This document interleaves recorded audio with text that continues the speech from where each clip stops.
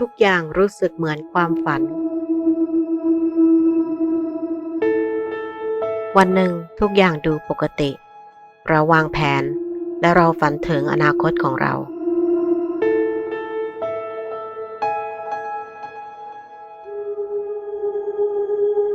โดยไม่มีการต่อเตือนทุกสิ่งในโลก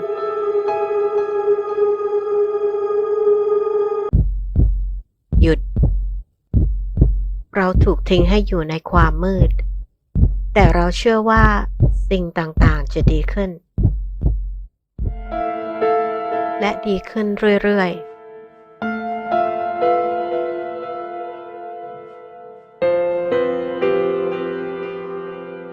แต่ละวัน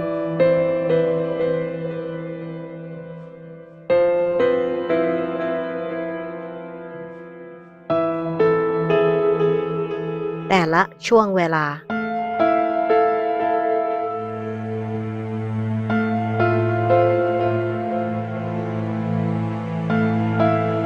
จนกว่าเราจะได้เห็นแสงสว่างข้างหน้าอีกครั้ง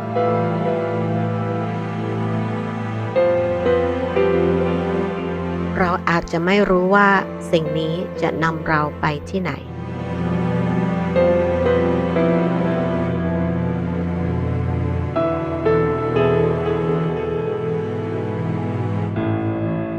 แต่เรารู้ว่าเราจะเริ่มเดินทางไปกับคุณทุกคน